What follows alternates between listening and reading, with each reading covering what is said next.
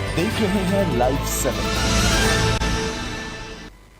नमस्कार, लाइव 7 विशेष में आपका स्वागत है। मैं हूं ज्ञान रंजन।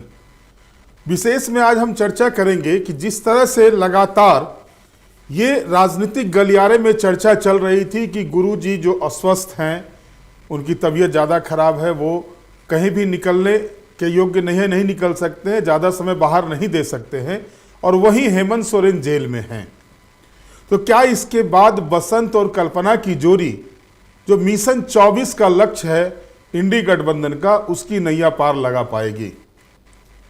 हालांकि दर्शकों, मैं आपको ये बता दूं कि आज जो कल्पना सोरेन का नामांकन हुआ है गांडे उपचुनाव को लेकर, उसमें गुरुजी भी थे, बसंत सोरेन भी थे।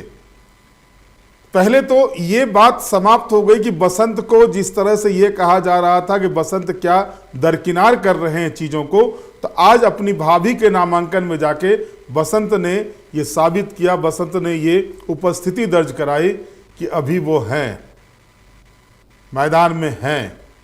शिबू सोरेन परिवार का खूंटा अभी भी मजबूत है। ये दर्शाने का काम गांडे उपचुनाव में आज जो नामांकन हुए उस दौरान देखने को मिला। साथ ही साथ इस पर भी चर्चा करेंगे कई चीज़ों पर जो इन नेताओं के एक मंच पर आने के बाद जो बातें बनी है, वो क्या मिशन 24 में भाजपा के लिए कान खड़े करने वाली बात हो रही है।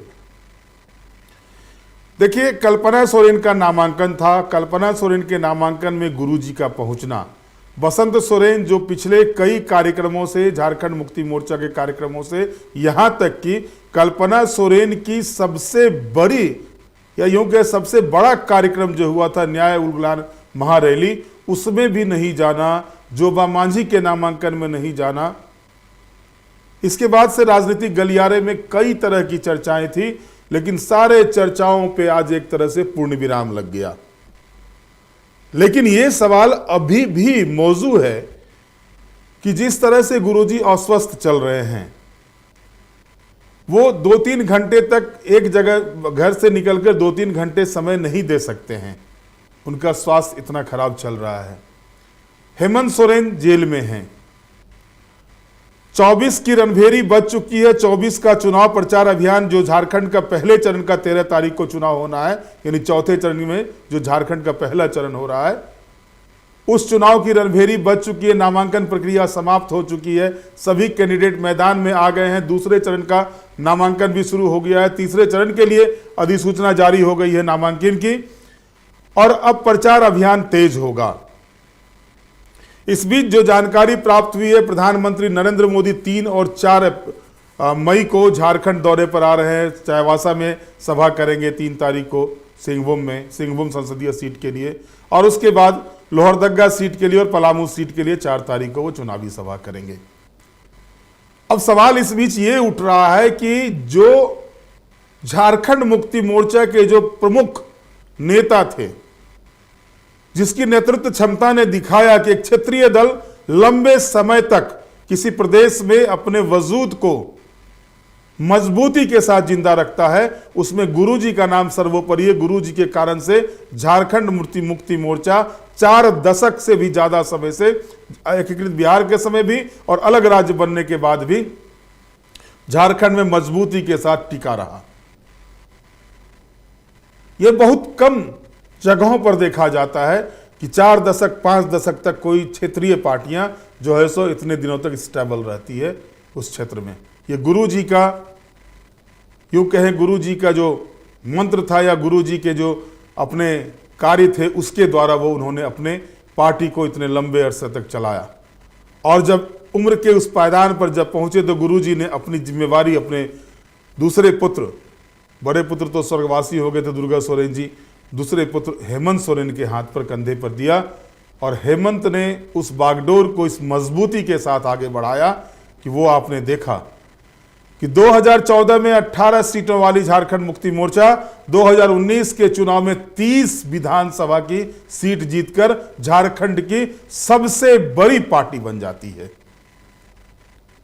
भारतीय जनता पार्टी को 25 सीट पर रोक कर रखा। एक रणनीति के तहत हेमंत सोरेन ने उस कार्य को अमली जामा पहनाया, और जाहिर है आज सरकार भी उसी बदौलत है कि कितने भी डगमग डगमगाए, कई मर्तबा जो है सो बीच रास्ते में जो है सो कई चीज़ें देखने को मिली। राजनीतिक समीकरण भी बदलते बदलते रह गए थे झारखंड में, लेकिन हेमंत डिगे नहीं थे, हेमंत की पार्टी डिगी नहीं थी। हेमंत सोरेन मजबूती के साथ अपनी पार्टी को ले जा रहे थे, और जब वो जेल चले गए तब फिर एक बार ये सुबुगाहट जोरों पर होने लगी कि अब झारखंड मुक्ति मोर्चा का क्या होगा। लेकिन आपको याद होगा 4 मार्च का वो दिन, झारखंड का स्थापना दिवस, कल्पना सोरेन की एंट्री होती है। जिस कल्पना के बारे में भारतीय जनता पार्टी ने यह कल्पना कर रखी थी कि इसके आने से कुछ होना नहीं है, वो कल्पना भाजपा की कल्पना से परे निकल गई है। वो कल्पना भाजपा को नाको चने चबाने पर मजबूर कर रही हैं, भाजपा को सोचने पर मजबूर कर रही हैं। और ये चर्चा मैं इसलिए ये नहीं कह रहा हूं कि मैं किसी एक का पक्ष ले रहा हूं, मैंने इस चर्चा को भारतीय जनता पार्टी के कार्यकर्ताओं के बीच भी सुना है। जब उनके साथ बैठता हूं, नाम नहीं बता सकता कौन चर्चा कर रहे थे, लेकिन उस जगह चर्चाएं होती हैं इस तरह की। और अब कल्पना सोरेन खुद चुनावी मैदान में आ गई हैं। 20 तारीख को वहां पर मतदान होना है। आज उन्होंने नामांकन कर दिया गांडे उपचुनाव के लिए, और जो शक्ति प्रदर्शन किया, वो शक्ति प्रदर्शन भी कह सकते हैं कि कान खड़े करने वाले हैं विरोधियों के, जिस तरह से उन्होंने किया है। बहरहाल विषय हमारा यह है कि क्या हेमंत की अनुपस्थिति, गुरुजी की अनुपस्थिति में कल्पना और बसंत की जोड़ी, यानी देवर भाभी की जोड़ी, नैया पार लगा पाएगी झारखंड मुक्ति मोर्चा की, जो 5 लोकसभा सीटों पर झारखंड मुक्ति मोर्चा चुनाव लड़ रहा है उसका। अब 19 के चुनाव और 24 के चुनाव में एक डिफरेंस जो साफ आपको दिखेगा वो है कि 19 के चुनाव में ट्राइबल के लिए रिजर्व 5 सीटों में से 3 सीटों पर कांग्रेस पार्टी चुनाव लड़ी थी और 2 सीटों पर झारखंड मुक्ति मोर्चा चुनाव लड़ी थी। झारखंड मुक्ति मोर्चा दुमका और राजमहल में चुनाव लड़े थे। दुमका से गुरुजी कैंडिडेट थे, गुरुजी 45 हजार के तकरीबन वोट से चुनाव हार गए थे, और राजमहल से विजय हांसदा चुनाव जीते थे। उसी तरह से सिंहभूम, खूंटी और लोहरदगा, इन सीटों पर कांग्रेस पार्टी ने कैंडिडेट दिया था। कांग्रेस पार्टी को सफलता मिली थी सिंहभूम में, लेकिन खूंटी और लोहरदगा में वो चुनाव हार गई थी, और सिंहभूम में गीता कोरा चुनाव जीती थी, जो अभी भाजपा की कैंडिडेट हैं। ये चेंजिंग हुआ है। जो सांसद वहां की थी कांग्रेस पार्टी से, अभी वो भाजपा की कैंडिडेट हैं। इस बार क्या होता है, इस बार ट्राइबल के लिए जो रिजर्व 5 सीट है, उसमें से 3 सीटें झारखंड मुक्ति मोर्चा के कोटे में जाती है, और 2 सीटें जो है वो कांग्रेस के कोटे में रहती है। लोहरदगा और खूंटी की सीट, सिंहभूम की सीट वो चली जाती है झारखंड मुक्ति मोर्चा के कोटे में। चेहरे भी बदले हैं।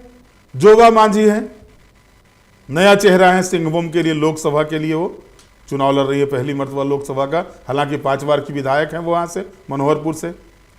और दुमका आएंगे तो गुरुजी के जगह पर नलिन सोरेन है, और जो ये कहते चल रहे मैं इस बार चुनाव जीतकर गुरु दक्षिणा दूंगा। राजमहल में जो कैंडिडेट पहले थे वो हैट्रिक लगाने के लिए फिर से विजय हांसदा को झारखंड मुक्ति मोर्चा ने भरोसा जताया, उनको टिकट दिया है। अब आप गौर करें कि आखिरकार झारखंड मुक्ति मोर्चा ने कोल्हान को क्यों लिया अपने पास, जबकि वो सीटिंग सीट कांग्रेस की थी। भले ही उनके नेता जो हैं, उनके जो सांसद हैं, उन्होंने पार्टी बदल ली। अब इसका अंगणित आप ऐसे समझिए, कोल्हान में जितने भी ट्राइबल के लिए रिजर्व सीट हैं, खास करके जो सिंहभूम में 6 सीट हैं, 6 विधानसभा की सीटें हैं सिंहभूम लोकसभा सीट में, 6 में से 5 सीट पर झारखंड मुक्ति मोर्चा के विधायक हैं, और 1 सीट पर कांग्रेस पार्टी के विधायक हैं जगन्नाथपुर से। झारखंड मुक्ति मोर्चा के जो भी विधायक हैं वो सभी तपे तपाए हैं, कोई फर्स्ट टाइमर नहीं है। चंपाई सोरेन जो सरायकेला से जीते हैं, मुख्यमंत्री हैं, लंबा राजनीतिक अनुभव है उनका।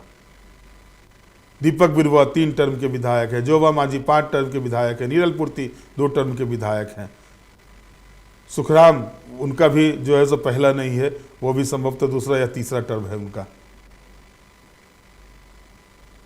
तो ये 5 चेहरे जो हैं, इसमें से 2 हो चेहरा है।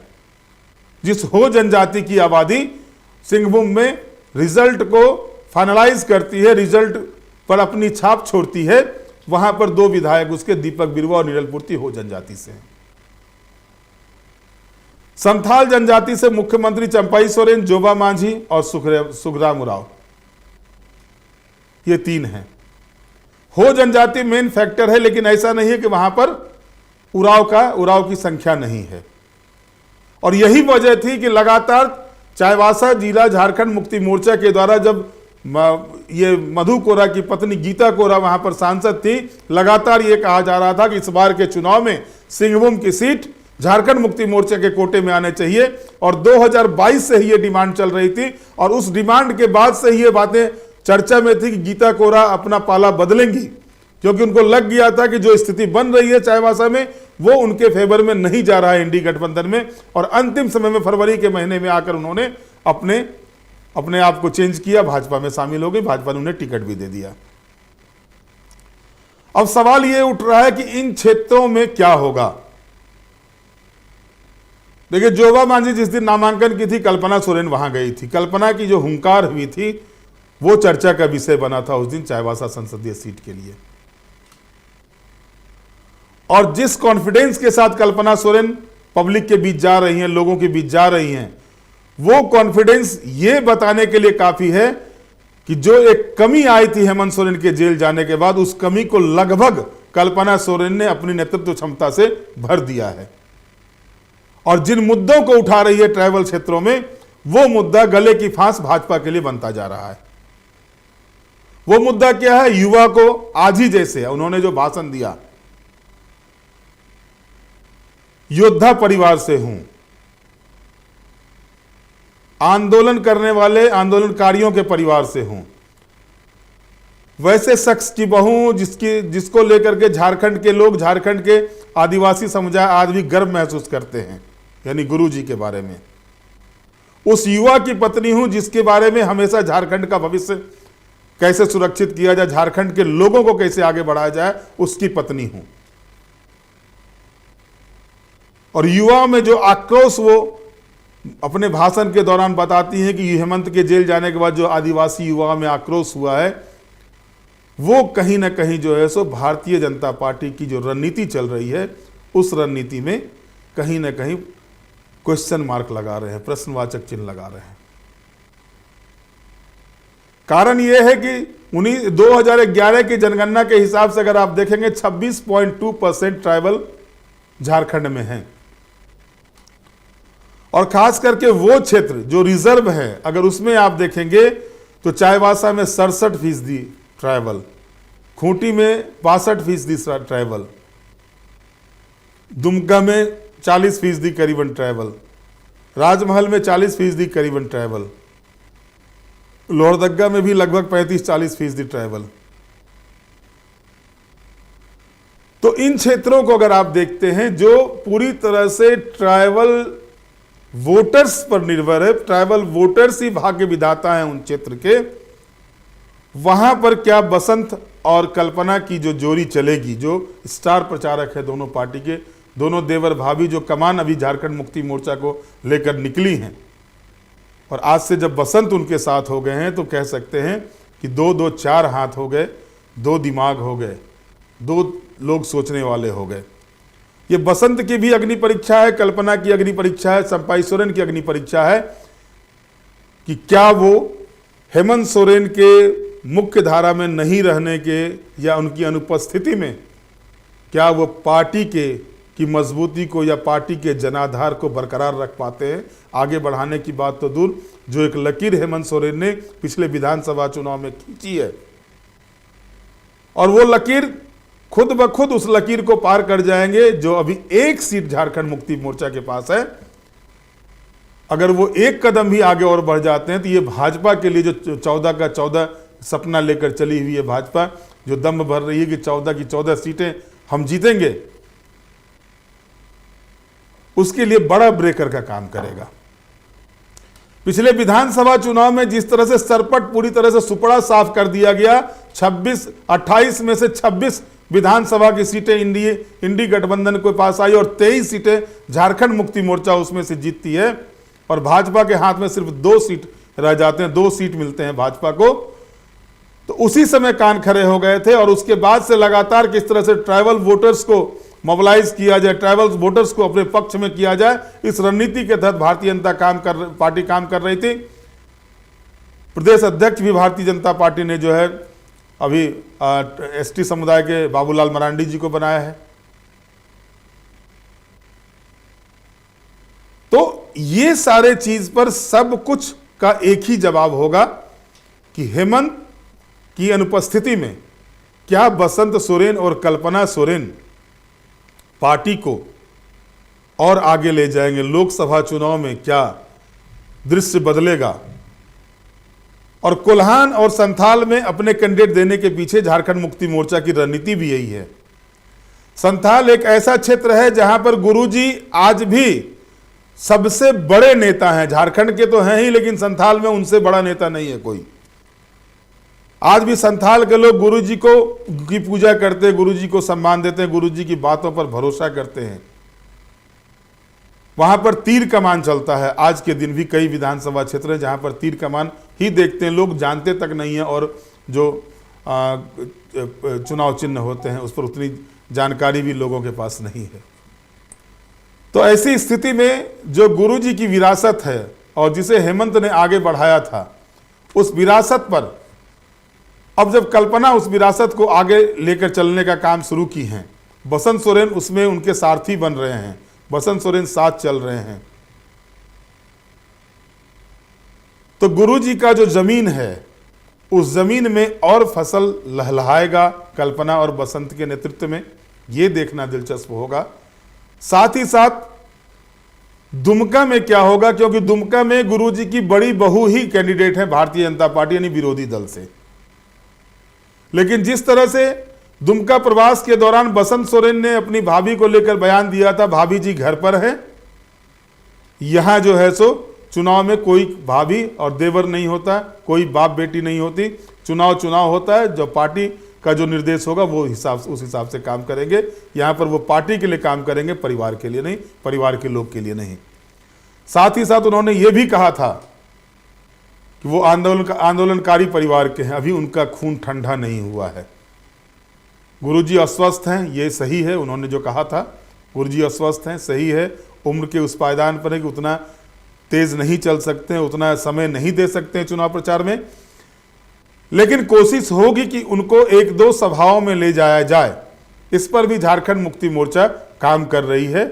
और जो उम्मीद है कि दुमका की सभा में गुरुजी को ले जाने पर की रणनीति भारतीय जनता झारखंड मुक्ति मोर्चा के द्वारा बनाई जा रही है।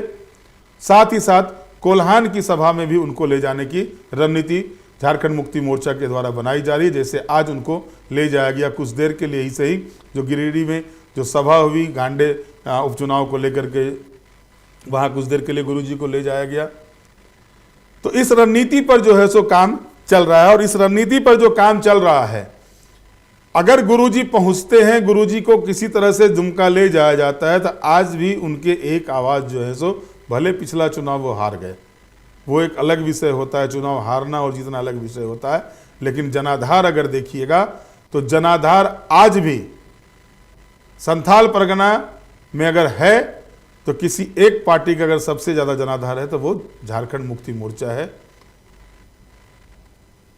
तो अब इस विषय पर यह देखना है कि जो रणभेरी आज बज गई है गुरुजी के परिवार की तरफ से, और उस रणभेरी में दो जो बांकुरे निकले हुए हैं, एक कल्पना सोरेन और एक बसंत सोरेन, इन 2 बांकुरों की रणनीति क्या होती है चुनाव में, मोदी की गारंटी को किस तरह से ये काटते हैं।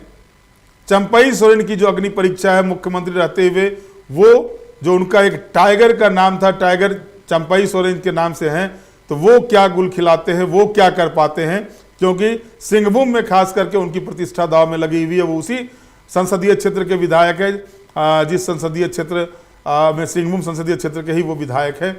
तो ये सारा चीज, सारे गणित पर क्या कुछ आता है परिणाम, और इसके खिलाफ जो भाजपा की जो रणनीति है वो किस तरह से इन तिकड़ी को काटने के लिए रणनीति तैयार करती है, ये भी देखना दिलचस्प होगा। बहरहाल आज के विशेष में इतना ही। आप हमें लाइक करें, सब्सक्राइब करें। बहुत बहुत धन्यवाद। नमस्कार।